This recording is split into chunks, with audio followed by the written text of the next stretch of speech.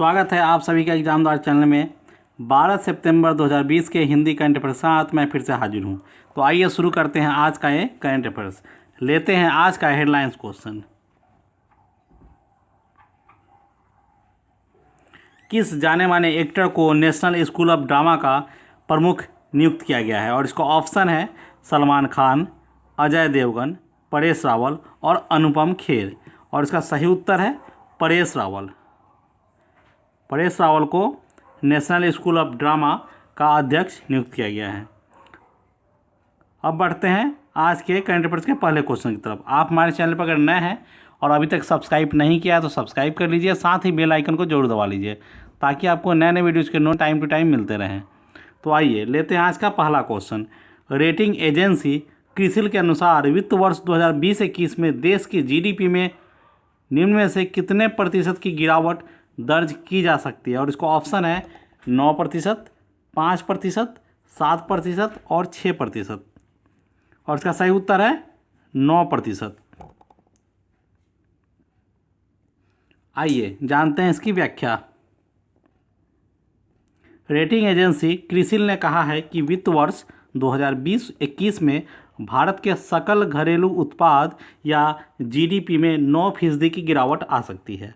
Agency का कहना है कि कोरोना संक्रमण अब भी अपने पीक पर नहीं पहुंचा है और सरकार पर्याप्त रकम खर्च नहीं कर रही है। भारत सरकार द्वारा जारी आंकड़ों के अनुसार इस वित्त वर्ष की पहली यानी जून तिमाही में जीडीपी में 23.9% की ज़बरदस्त गिरावट आई है। बढ़ते हैं आज के दूसरे करंट अफेयर्स की तरफ।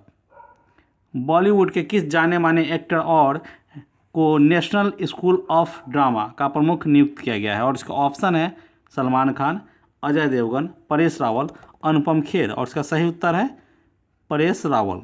आइए अब जानते हैं इसकी व्याख्या।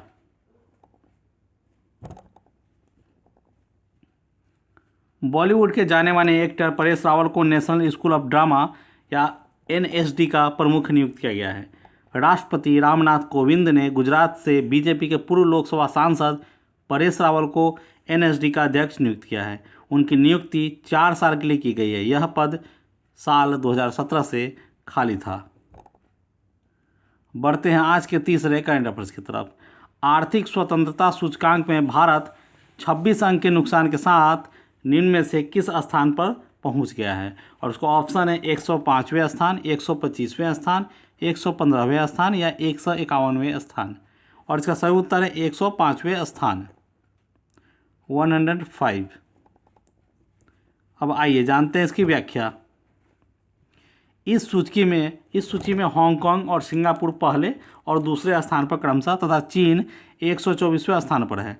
सूची में प्रथम 10 देशों में New Zealand, Switzerland, America, Australia, Mauritius, Georgia, Canada और आयरलैंड शामिल है। जापान को सूची में 20वां, जर्मनी को 21वां, इटली को 51वां, फ्रांस को 58वां और रूस को 89वां स्थान प्राप्त हुआ है।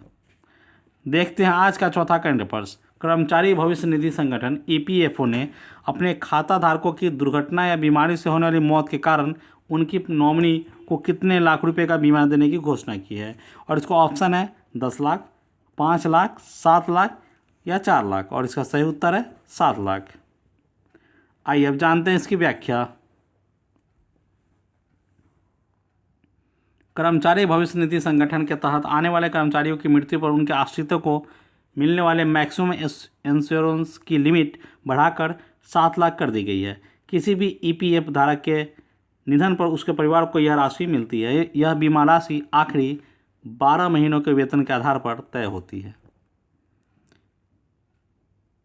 लेते हैं अगला करंट अफेयर्स। केंद्र सरकार ने बिहार में कितने करोड़ रुपए की लागत वाली मुंगेर भागलपुर राष्ट्रीय राजमार्ग सड़क के निर्माण की मंजूरी दे दी है? और इसका ऑप्शन है 571 करोड़ रुपये, 971 करोड़ रुपये, 671 करोड़ रुपये और 851 करोड़ रुपये। और इसका सही उत्तर है 971 करोड़ रुपये। आइए जानते हैं इसकी व्याख्या। केंद्र सरकार ने बिहार में 971 करोड़ रुपये की राष्ट्रीय राजमार्ग परियोजना को मंजूरी दे दी है। यह राष्ट्रीय राजमार्ग 80 पर 120 किलोमीटर लंबी परियोजना है। सड़क परिवहन और राजमार्ग मंत्रालय ने एक बयान में कहा कि सरकार ने 120 किलोमीटर लंबी मुंगेर भागलपुर त्रिपेटी कहलगांव खंड पर कंक्रीट सड़क निर्माण के प्रस्ताव को मंजूरी दे दी है। बढ़ते हैं आज के छठे कंठ प्रश्न की तरफ। विश्व आत्महत्या रोकथाम दिवस निम्न में से किस दिन मनाया जाता है? और इसका ऑप्शन है 12 अगस्त, 10 जनवरी, 15 मार्च और 10 सितंबर। और इसका सही उत्तर है 10 सितंबर। आइए अब जानते हैं इसकी व्याख्या। हर साल 10 सितंबर को विश्व आत्महत्या रोकथाम दिवस मनाया जाता है। इस दिन को मनाए जाने के लिए का उद्देश्य दुनिया भर में आत्महत्या को रोकने के लिए जागरूकता बढ़ाना है। वर्ष 2020 विश्व आत्महत्या रोकथाम दिवस का विषय working together to prevent suicide है। बढ़ते हैं आज के 7वें कंठ प्रश्न की तरफ। हिंद प्रशांत क्षेत्र में सहयोग बढ़ाने के उद्देश्य से हाल ही में भारत, ऑस्ट्रेलिया और किस देश के बीच त्रिपक्षीय वार्ता का आयोजन किया गया? और इसका ऑप्शन है नेपाल, चीन, फ्रांस और रूस। और इसका सही उत्तर है फ्रांस। आइए अब जानते हैं इसकी व्याख्या। हिंद प्रशांत क्षेत्र में सहयोग बढ़ाने के उद्देश्य से हाल ही में भारत, ऑस्ट्रेलिया और फ्रांस के बीच त्रिपक्षीय वार्ता का आयोजन किया गया। विदेश मंत्रालय द्वारा इस संबंध में जारी बयान के अनुसार बैठक के दौरान मुख्य तौर पर इंडो पैसिफिक क्षेत्र में सहयोग बढ़ाने पर ध्यान केंद्रित किया गया। बढ़ते हैं आज के 8वें कंठ प्रश्न की तरफ। बॉलीवुड के किस प्रसिद्ध अभिनेत्री को महाराष्ट्र के सत्तारूढ़ दल के राजनेताओं के साथ विवाद के मद्देनजर गृह मंत्रालय द्वारा Y+ श्रेणी की सुरक्षा दी गई है? और इसका ऑप्शन है कंगना रनौत, तापसी पन्नू, रिया चक्रवर्ती, दीपिका पादुकोण। और इसका सही उत्तर है कंगना रनौत। आइए जानते हैं इसकी व्याख्या। बॉलीवुड अभिनेत्री कंगना रनौत को Y श्रेणी की सुरक्षा मिली है। इस प्रकार की सुरक्षा को औपचारिक तौर पर VIP सुरक्षा कहा जाता है।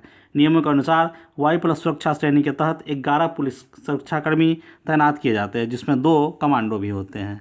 बढ़ते हैं आज के 9वें कंठ प्रश्न की तरफ। सुप्रीम कोर्ट ने हाल ही में लोन मोरेटोरियम की तारीख को कब तक के लिए बढ़ा दिया है? और इसका ऑप्शन है 10 अक्टूबर, 15 सितंबर, 28 सितंबर या 31 दिसंबर। और इसका सही उत्तर है 28 सितंबर। आइए अब जानते हैं इसकी व्याख्या।